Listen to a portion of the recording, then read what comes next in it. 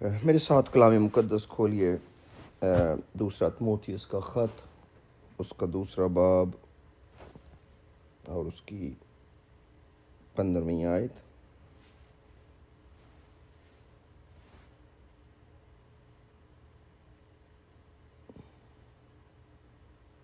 Praise the Lord۔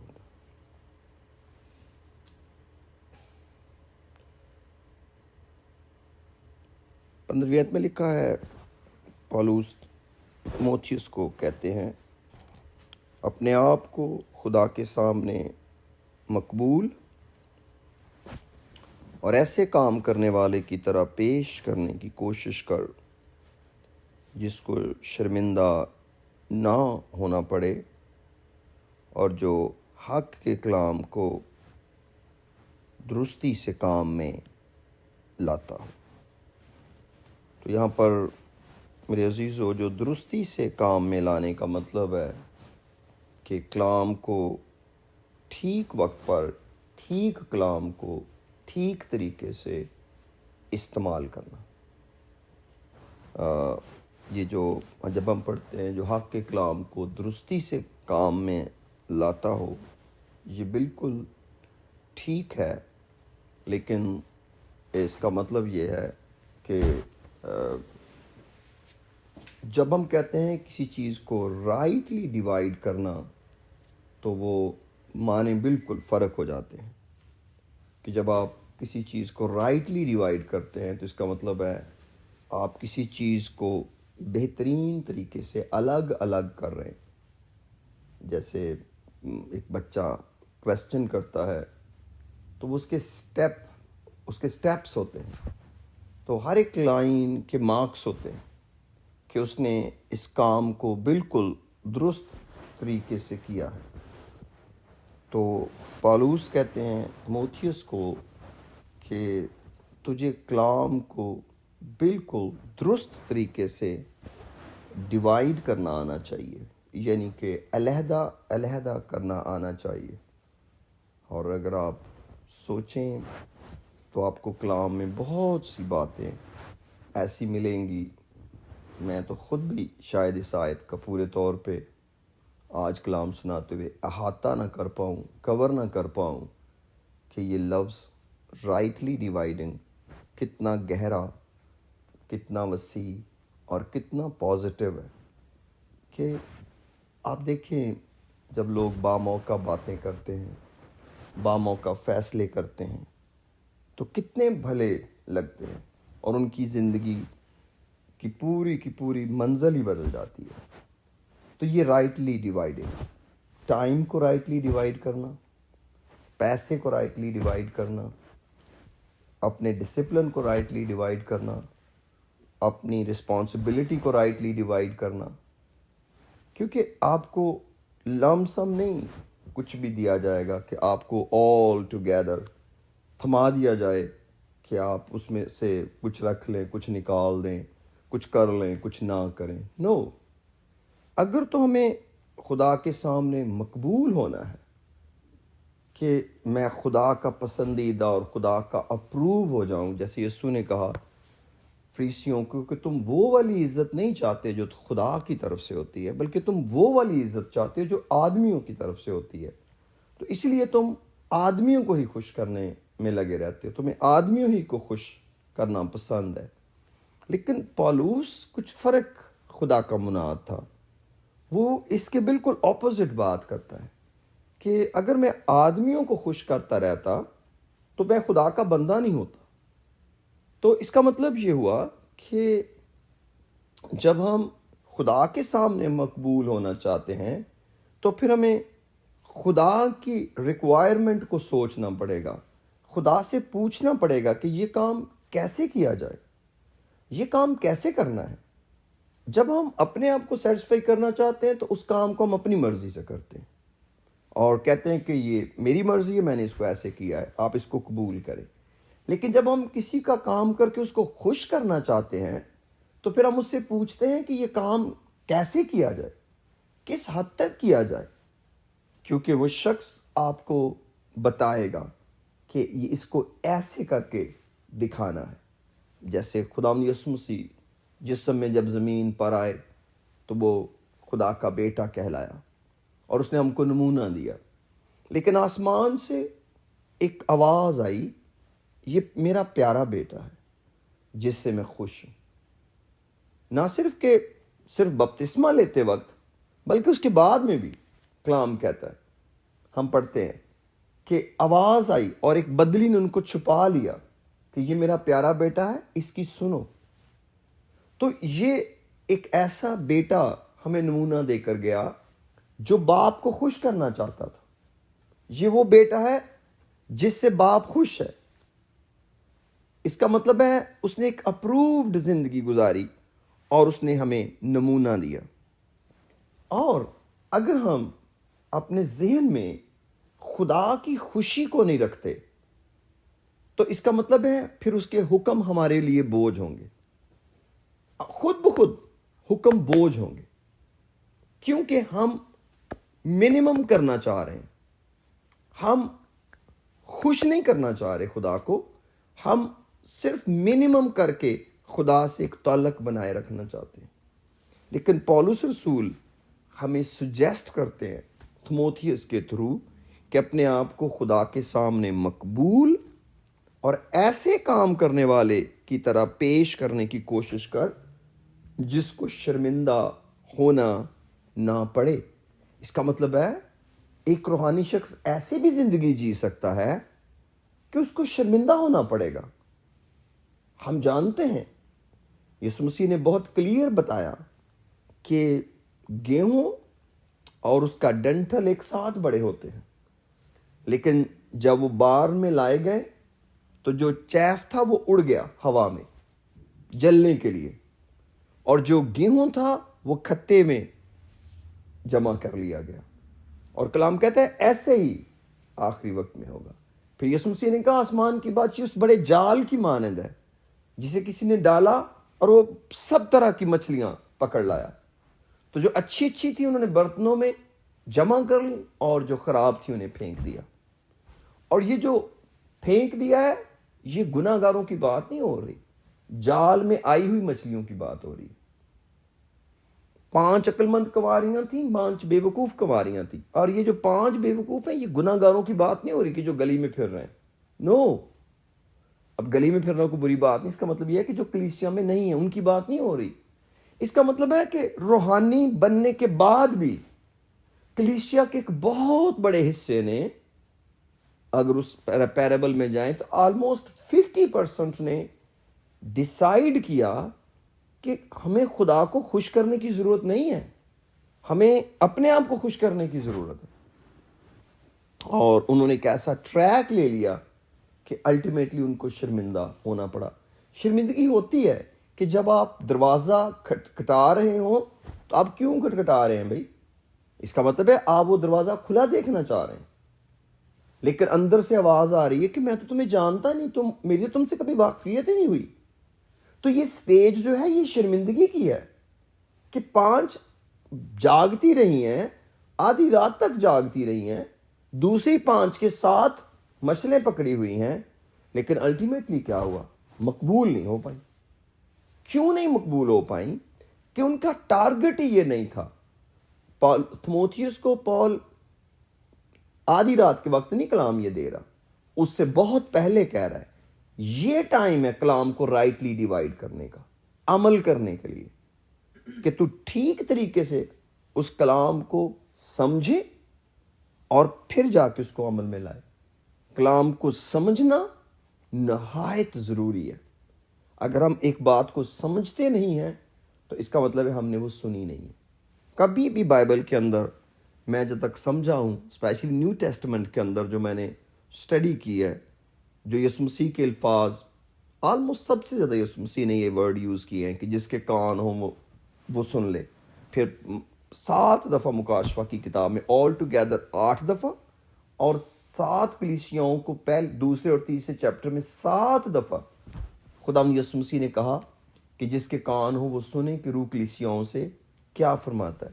تو اس کا قطعاً بھی نیچرل ایئر مطلب نہیں ہے کہ جو ہمارے نیچرل ایئر ہیں یا جو ہماری سننے کی سماعت ہے یہ اگر ہے تو بلکہ اس کا مطلب ہے آپ کے دل کی انڈرسٹینڈنگ. اگر کسی میں سیکھنے کا شوق ہو، کیونکہ جب ہم کہتے ہیں جس کے سننے کے کان ہو وہ سنے، روح کلیسیاؤں کو کیا فرماتا ہے؟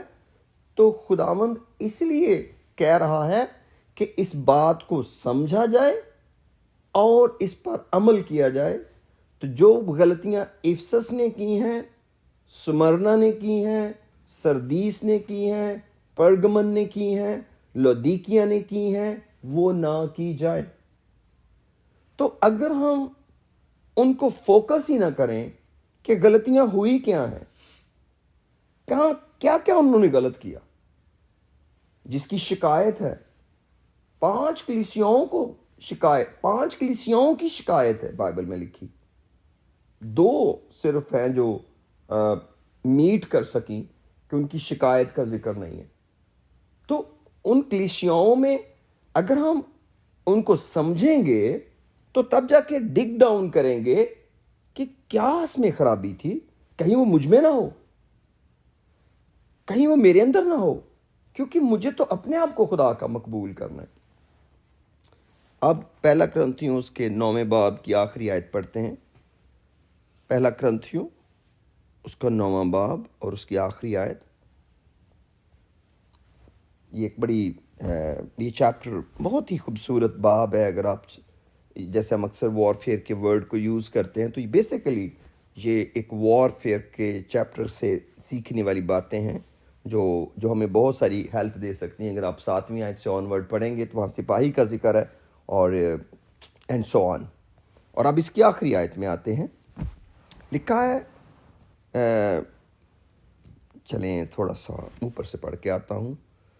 25ویں آیت میں، اور ہر پہلوان سب طرح کا پرہیز کرتا ہے. وہ لوگ تو مرجھانے والا صحرا پانے کے لیے یہ کرتے ہیں، مگر ہم اس صحرے کے لیے کرتے ہیں جو نہیں مرجھاتا. کیا ہم کرتے ہیں؟ پرہیز کرتے ہیں.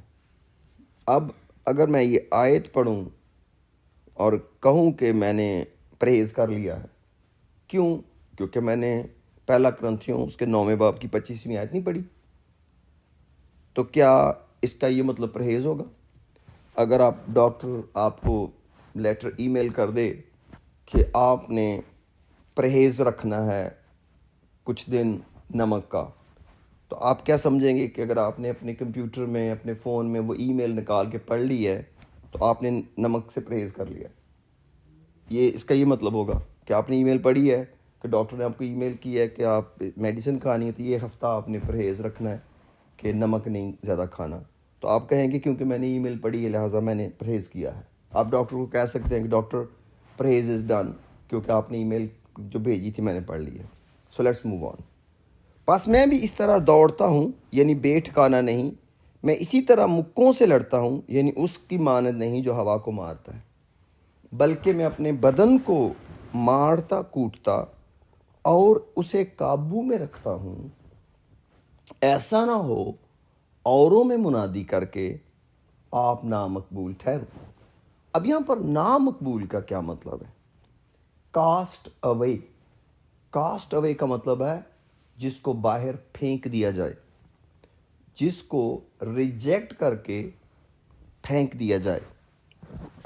کمپنیاں جب کوئی مٹیریل بناتی ہیں تو کچھ مٹیریل ایسا ہوتا ہے جو تھوڑا سا بھی ڈیفیکٹ ہو تو جو برانڈڈ کمپنیاں ہیں وہ اس کو اپروو نہیں کرتی.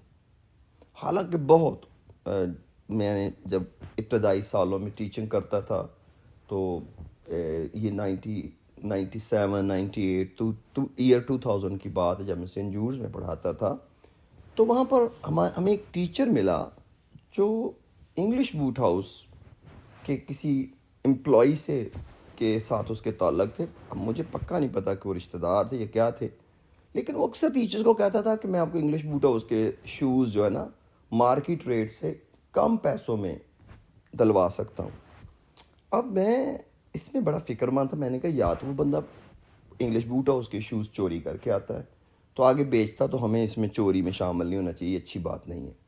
تو ایک دن میں نے ایسی انڈرسٹینڈ کرنے کے لیے اس کو پوچھا ٹیچر کو کہ یار یہ انگلش بوٹ ہاؤس کے شوز سستے کیسے مل جاتے ہیں ان دنوں میں، اور اب بھی انگلش بوٹ ہاؤس اگر ہے تو ان کے شوز کافی اچھے ہوتے ہیں اور مہنگے ہوتے ہیں. تو میں نے کہا یہ انگلش بوٹ ہاؤس کے شوز یہ شخص کیسے سستے دے رہا ہے ہمیں، یا دے دیتا، چلو باکس میں نہیں ہے، انڈرسٹینڈیبل، کوئی باکس کی کوئی ایشو بھی نہیں ہے، لیکن اس کے ہتھے کیسے چڑھتے ہیں. وہ کہتے ہیں کہ سر اس کو چوری کی کوئی ایسی بات نہیں ہے، انگلش بوٹ ہاؤس کی جب وہ ان کی فیکٹری میں شوز بنتے ہیں تو ان کا جو چیک سٹینڈرڈ ہے وہ بہت ہائی ہے. تو جو ان کے ایکسپرٹ جب شوز کو گزارتے ہیں اس کے اپنے سٹینڈرڈ کے اندر سے، تو اگر سلائٹسٹ تھریڈ بھی باہر ہو شو کا، سلائٹسٹ تھریڈ بھی سٹچ کا، یا سلائٹلی کوئی شوز آؤٹ ہو، وہ ریجیکٹ کر دیتے، پورا پیئر ریجیکٹ کر دیتے اور اس کو نکال کے پھینک دیتے. اب یہ جو باہر پھینکے ہوئے تھے شوز ہوتے ہیں ان میں کوئی پرابلم نہیں ہوتی، ان کا سائز، لیدر، مٹیریل بالکل سیم ہوتا ہے، لیکن پھر وہ ان کے کسی کام نہیں ہوتے. پھر وہ اپنے امپلائیز کو کہتے ہیں کہ اگر ہم نے تو ان کو پھینکنا یا دینا ہے، تو اگر آپ میں سے کوئی لینا چاہتا تو لے لے. تو اس طرح جو امپلائیز ہیں پھر وہاں سے وہ شوز لے لیتے ہیں اور آگے پھر وہ چند پیسوں میں یا جتنے بھی پیسے وہ ان کو ریزنیبل لگتے ہیں وہ بیچ دیتے ہیں. تو یہ ہے نامقبول ہونا. تو اب یہ اس کی ایک ایگزامپل ہے جو میری اپنی پرسنل ایکسپیرینس سے گزری. تو میرے عزیزو، اب پالوس تموتھیوس کو نہیں چاہتے تھے کہ وہ نامقبول ہو، اور وہ کرنتھیوں کی کلیسیا کو اپنا طریقہ بتاتے ہیں کہ میں اپنے بدن کو مکوں سے مارتا، کوٹتا اور اسے قابو میں رکھتا ہوں. اور آپ یہ کام دعا کر کے نہیں کر سکتے، آپ یہ کام خیرات سے نہیں کر سکتے، آپ کو یہ کام روزے سے کرنا ہوگا. کیونکہ جب تک آپ روزہ نہیں رکھتے آپ کے بدن کی پٹائی نہیں ہو رہی. اگر آپ خود اپنے آپ کو مارنا چاہتے ہیں، پٹائی کرنا چاہتے ہیں، تو پھر آپ کو فاسٹنگ کرنی پڑے گی، اور ایک ایسی فاسٹنگ جس میں آپ اپنی پسند کی چیز سے دور ہٹیں گے. آپ میڈیا سے بہت قریب ہیں، آپ کو میڈیا کو بائے بائے ہاں آپ خود ڈیسائیڈ کریں گے کہ میں نے اس روزے میں اپنے کس حصے کو پنش کرنا ہے تاکہ یہ آیت میری زندگی میں پوری ہو. کیونکہ جب بھی ہمارا بدن ریبیلین کرتا ہے تو اس کو ٹیم کرنا اتنا آسان نہیں ہوتا، اور کوئی بھی میرے بدن کو ٹیم نہیں کر سکتا، یعنی کہ اس کو سکھا نہیں سکتا اگر میں پرسنل ڈیسیژن اپنے بدن کے خلاف خود نہیں دیتا. تو میرے عزیزو، ہمیں ان آیات کو اپنے لیے لکھا تو خیر مینلی میرے لیے ہے، مگر ہم سب میں سے کوئی بھی نہیں چاہتا کہ ہم آخری سٹیج پر جب ہم نے اپنے برانڈ کو مارکیٹ میں ریپرزینٹ کرنا ہے کہ ہم تو دلہن ہیں مسیح کی، جس وقت ہماری پریزنٹیشن ہونی ہے این اس مشین کے اوپر جا کے جہاں نکل کر باکس میں جا کے پیک ہونا ہے وہاں سے اس کو اٹھا کے باہر پھینک دیا جائے اور کہا جائے امپلائیز کو کہ لے جاؤ، جو آپ کو کرنا ہے ان سے کر لو، ہمارے کام کے نہیں رہے. تو میرے عزیزو، کتنا یہ تنگی کا وقت ہو، اور آپ کیا سوچتے ہیں کہ جو سٹینڈرڈ مینٹین کرتے ہیں ان کو اس لگے ہوئے ڈھیر کا دکھ نہیں ہوتا ہوگا؟ کیا اس پہ میٹیریل کمپنی کا نہیں لگا؟ کیا اس پہ اس کی تنخواہ نہیں امپلائیز کو دی گئی؟ کیا اس کو پلان نہیں کیا گیا؟ اس پہ را مٹیریل یوز نہیں ہوا؟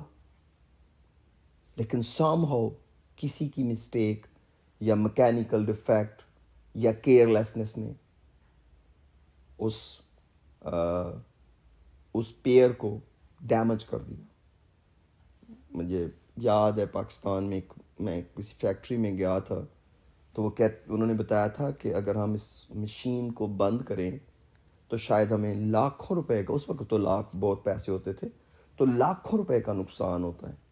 تو اس کے اوپر سے نہ امپلائی ہٹ سکتا ہے اور نہ یہ مشین بند ہو سکتی ہے. تو ایک امپلائی کو چاہے کتنے گھنٹے بھی اوور ٹائم کرنا پڑے، وہ اپنی جگہ نہیں چھوڑ سکتا جب تک اس کی ریپلیسمنٹ نہ آئے. اس کو مسٹ کھڑے رہنا ہے. کیونکہ کمپنی اس مشین کا بند ہونا افورڈ نہیں کرتی. جب یہ بند ہو جاتی ہے مشین تو یہ بہت بڑا سسٹم جیم ہو جاتا ہے. تو مجھے یاد ہے وہ بات، اب مجھے کلیئر سے وہ ڈپارٹمنٹ یاد نہیں کہ وہ کس چیز کی مشین تھی، بٹ وہ کوئی پروڈیوس کر رہے تھے چیزیں، تو جس کے بارے میں انہوں نے مجھے جاننے کا اتفاق ہوا کہ انہوں نے کہا کہ ہم اس کو کبھی بھی بند نہیں کر سکتے، نہ کبھی کی ہے for such a long time. Naturally جب ان کا پروجیکٹ پورا ہوتا ہوگا ہو سکتا ہے بند کرتے بھی ہوں گے، نیچرلی بات ہے. لیکن میرے کہنے کا مقصد یہ ہے کہ ایک جگہ پر ایک فنشڈ پروڈکٹ کے لیے کچھ ریکوائرڈ ہے، اور جو کچھ آسمان کے لیے ریکوائرڈ ہے وہ بائبل میں لکھا ہوا ہے، اور ہم کلیئرلی انڈرسٹینڈ کر سکتے ہیں اگر ہم اپنے آپ سے بات کریں، ان آیتوں کو اپنے اوپر طاری کریں، دعا میں جان فشانی کریں، روزے کی طرف جائیں، خداوند مجھے روزہ رکھنے کا فضل دے، اور بالکل پرسنل روزہ رکھیں، بالکل خفیہ روزہ رکھیں، اور اپنے آپ کو ٹیچ کریں کہ میں نے خود پہ کام کرنا ہے، اور کچھ بولنا نہیں ہے، کچھ بتانا نہیں ہے، کچھ بھی نہیں بتانا نہیں ہے کہ آپ کیا کر رہے ہیں، کوشش کرنی ہے میکسیمم طور پر. یسوع مسیح نے اسی لیے کہا تھا کہ تم پوشیدگی میں روزہ رکھنا تاکہ تم اپنے اوپر کام کر سکو، کیونکہ دا مومنٹ آپ کو اپنے روزے کو بتانے کی ضرورت پڑ گئی تم نے اپنے اوپر کام نہیں کرنا، کیونکہ اب آپ کو پتہ چل گیا کہ لوگ سیٹسفائی ہو گئے کہ میں روحانی ہوں. کیونکہ سب سے پہلا ایکسپریشن جو روزہ رکھنے کا آتا ہے وہ یہ کہ بندہ روحانی ہے کیونکہ روزہ رکھا ہوا ہے. تو روزے کے بارے میں نہیں بات کرنی، روزہ رکھ کر اپنے آپ کو خدا کے ساتھ ٹیم کرنا ہے، اور رول قدس کا انتظار کرنا ہے کہ خدا کا روح مجھے کیا کہتا ہے. یسوع مسیح نے کبھی بھی نہیں روزہ منع کیا. اس نے کہا تھا ایک وقت کے بعد میرے شاگرد روزہ رکھیں گے، اور ہم کلیئرلی پڑھتے ہیں کہ انہوں نے روزہ رکھا، اور وہ روزے رکھ رہے تھے. جب کلیسیا ترقی کر رہی تھی وہ روزے رکھ رہے تھے. جب انہوں نے پالوس کو اور برناباس کو اس کام کے لیے مخصوص کیا جس کے لیے خداوند نے ان کو بلایا تھا، تو لکھا کلیسیا روزے رکھ رہی تھی. تو میرے کہنے کا مقصد یہ ہے کہ مجھے پرسنلی ڈیسائیڈ میں نے کیا ہے کہ میں نے خدا کو خوش کرنا ہے. یہ میرا پرسنل ڈیسیژن ہے کہ مجھے خدا کو خوش کرنا ہے، میں نے مقبول ہونا ہے تاکہ میں نامقبول نہ ہو جاؤں. تو اگر میرا پرسنل ڈیسیژن خدا کے ساتھ یہ نہیں ہے تو پھر میرا فوکس عبادت ہوگی، جو کہ آئی تھنک سو ایک ہیلپ کرتی ہے عبادت ہمیں. ہمارا ٹارگٹ عبادت نہیں ہے، ہمارا ٹارگٹ یسوع ہے، یسوع مسیح خود. ہمیں یسوع سے پیار کرنا ہے، عبادت سے نہیں. عبادت از آلویز نمبر 2 یا نمبر 3 یا number 4. Fasting is not number 1، number 2، number 3، number 4. Prayer is not number 1. 1, 2, 3. Number 1 is Jesus himself. پالوس کہتا میں سب کچھ پیچھے اس لیے چھوڑ رہا ہوں کہ مسیح کو حاصل کروں. اگر اینڈ آف دا ڈے میری زندگی میں یسوع ہی نہیں ہے تو دین کچھ بھی تو نہیں ہے. ہم کہاں ریس لگا سکتے ہیں یہودیوں سے عبادتوں میں؟ وہ تو بڑے پرہیزگار اور بڑے عبادت گزار لوگ تھے اور ہیں. ہم کہاں ریس لگا سکتے ہیں ان میں؟ ریس صرف یہ ہے میرے عزیزو کہ ہمیں خدا کو خوش کرنا ہے اور خدا کی مرضی کے مطابق چلنا ہے، اور ڈیسائیڈ کرنا ہے کہ ایک پہلوان صرف ایک سہرے کے لیے جو کہ مرجھا جاتا ہے اس کے لیے سب طرح کا پرہیز کر رہا ہے، سب طرح کا پرہیز کر رہا ہے. اور ہم ایک ایسا سہرا پانے والے ہیں جو کبھی نہیں مرجھائے گا. پریز دی لارڈ. کبھی نہیں مرجھائے گا. آپ دنیا میں کسی بھی ایتھلیٹ کو پوچھیں آپ کو کتنے ڈالر ملے، وہ کہتا مجھے $2 ملین ملے، $3 ملین ملے. اس کے انعام کا اس کو اینڈ پوائنٹ پتا ہے، اس کو اینڈ فگر پتا ہے یہ گفٹ کتنا بڑا ہے. کسی بھی مسیحی کو اپنے گفٹ کی اینڈ پرائس نہیں پتا. نیور. Nobody could calculate کہ ابدیت کا مطلب کیا ہے اور ابدی آرام کا مطلب کیا ہے اور اس کی قیمت کیا ہوگی. یاد رکھیں میں اور آپ سب ہم اس زمین پر اپنے ٹارگٹ پہ نہیں کام کر رہے، جرنی پہ کام کر رہے ہیں. یاد رکھیں مجھ سمیت ہم جو ٹریننگ کرتے ہیں، ہم جو ترقی کرتے ہیں، ہم جو جاب لیتے ہیں، یہ ہماری منزل نہیں ہے. یہ ہمارا سفر ہے. ہم سفر پہ محنت کرتے ہیں, منزل پہ نہیں. یہ سفر ہے, ہمارا سفر اچھا گزرے. اگر میرے پاس بڑا گھر ہے, بڑی گاڑی ہے, پھر بھی مجھے اس دنیا سے جانا پڑے گا, تو پھر اچھا کیا تھا؟ اچھا تھا میرا سفر. منزل کا نہیں پتا کیا تھی. تو میرا فوکس منزل نہیں ہے. ابلیس نے ہمارے سامنے منزل نہیں رکھی, ہمارا سفر رکھا ہوا ہے. تمہاری سڑک چوڑی ہونی چاہیے, تمہاری گاڑی آرام دہ ہونی چاہیے. یسوع نے کہا جو سڑک چوڑی ہے, جو رستہ کھلا ہے, جو راستہ بڑا ہے, اس پہ جانا بہت آسان, اور بہت سے اس پہ جا رہے ہیں. وہ کیا سوچ رہے ہیں؟ منزل؟ نو, جرنی. جرنی آرام دہ ہونی چاہیے. جب ہماری اولاد پڑھتی ہے, ہم ان کی جرنی آسان کر رہے ہیں, ان کی ڈیسٹینی آسان کر رہے ہیں. منزل آسان ہونا اور بات ہے, سفر آسان ہونا اور بات ہے. ہم اپنی ساری محنت, ساری زندگی بہت دفعہ صرف اپنا سفر آسان کرنا چاہتے ہیں, منزل نہیں. لیکن کلام کہتا ہے اپنی نگاہ منزل پہ رکھو, سہرے پہ رکھو. تمہیں ملے گا کیا؟ آگے چل کے ملے گا کیا؟ یہ سفر تو کٹ ہی جائے گا, ملے گا کیا؟ اگر ایک فاسٹسٹ, میں ہمیشہ کہتا ہوں اور آج بھی بتاتا ہوں, جب میں فرسٹ ایئر میں آیا تھا تو ہمارے ساتھ ایک کرسچن لڑکا پڑھتا تھا. یہ وہ دن تھے جب میرے پاس میرے دادا کی دی ہوئی سائیکل تھی, جو انہوں نے مجھے کالج میں جانے کے لیے اپنے استعمال کی سائیکل دی کہ ایرک تو کالج جاتا ہے تو بس تک میری اس سائیکل پہ جایا کر. میں ان کے لیے خدا کا شکر کرتا ہوں. لیکن ہمارے ساتھ ایک لڑکا تھا, کرسچن لڑکا تھا, وہ ڈبل سلنسر موٹر سائیکل تھی اس وقت, ہونڈا کی, شاید 175 ہوتی تھی. وہ اس پہ گزرا کرتا تھا, اور ہمارے اوپر جو گوجرے کے کالج کے باہر کی سڑک کی مٹی تھی وہ ہمارے سفید یونیفارم پر شلوار قمیض پہ پڑتی تھی. لیکن ہم بڑے خوش ہوتے تھے کہ ایک کرسچن لڑکا ہمارے پاس سے گزر کے گیا کالج موٹر سائیکل پہ. لیکن وہ اس کی جرنی تھی. وہ فرسٹ ایئر میں فیل ہوا اور اس نے کالج ڈراپ کر دیا. ایف ایس سی نہیں کی اس نے, مجھے نہیں پتا بعد میں اس نے کیا کیا. لیکن اس کا سارا پریشر اس کی جرنی پہ تھا, ناٹ آن دا ڈیسٹینیشن. لیکن ایسے بھی تھے جن کے پاس کتابیں نہیں تھی پوری ہوتی, جو ایک دوسرے کے ساتھ شیئر کرتے تھے, کتابیں مانگ کے لے لیتے تھے, لائبریری سے ایشو کراتے تھے, مگر انہوں نے اپنا گول اچیو کر لیا, اپنی منزل جیت گئے. اس لیے میرے عزیزوں, ہمیں اپنی منزل پر نگاہ رکھنی ہے. یہ جو ہم سے بڑے گزرے ہیں نا, ہمارے بڑے, ان کی نگاہ منزل پر تھی. زبدی کے بیٹوں کی ماں کی نگاہ منزل پر تھی, جرنی پہ نہیں تھی. اس نے یہ نہیں کہا کہ جب تو ٹوکریاں اٹھوائے تو میرے دونوں بیٹوں کو ٹوکریاں نہ اٹھوانا کھانے کی, ان کا ذرا خیال رکھنا. نو, اس نے کہا جو پیالہ تو پینا چاہتا ہے یہ وہ تک بھی پی سکتے ہیں. انہوں نے کہا وہ پیالہ بھی پی سکتے ہیں اگر تیرے دانے اور بائیں بیٹھنے کا شرف مل جائے تو. اور میں تو کئی دفعہ کہتا ہوں, مجھے لگتا زبدی کے دونوں بیٹوں نے یسوع کے دائیں اور بائیں ہونا ہے, کیونکہ وہ دعاؤں کا جواب دیتا ہے. یہ ایک ماں کی بڑی خواہش تھی. میں یہ نہیں کہتا ہوں کہ وہ ضرور ہیں. یسوع نے کہا جس کے لیے باپ نے بنایا ہے وہی بیٹھے گا. لیکن لوگوں کی نگاہ منزل پر تھی, وہ کبھی جرنی ڈیسائیڈ نہیں کرتے تھے.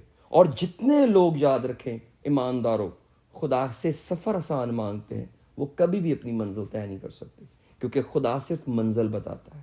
یوسف کو خدا نے منزل بتائی تھی, جرنی بڑی تلخ تھی, وہ بڑی تنگی سے گزرنا پڑا.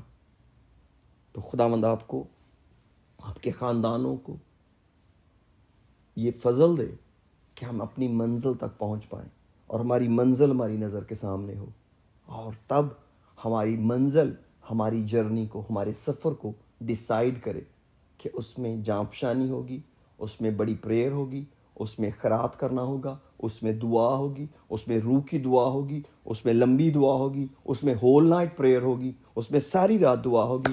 اور آج ہی سیموئل میرے سامنے آیت پڑھ رہا تھا مرکز کی انجیل سے, شاید ہم آڈیو سن رہے تھے کہ یسوع مسیح دن کے وقت کام کرتے اور رات کو وہ ہر روز پہاڑ پر دعا کرنے چلا جاتا تھا. اور وہاں پر مرکز کی انجیل میں لفظ ہر روز میں نے سنا, اگر میں کریکٹ سنا ہو, کہ کہ یسوع مسیح پہاڑ پر دعا کرنے چاہے. آپ کا کیا خیال ہے یہ منزل آسان ہے؟ لیکن he got the journey, the destiny, اور اس نے وہ کچھ کر دیا جو خدا نے جس پرپز کے لیے اسے بھیجا تھا. یہ دعا کرتے ہیں، خدا کا شکر کرتے ہیں خدا کے اس بڑے پیار کے لیے، اس کی بڑی محبت کے لیے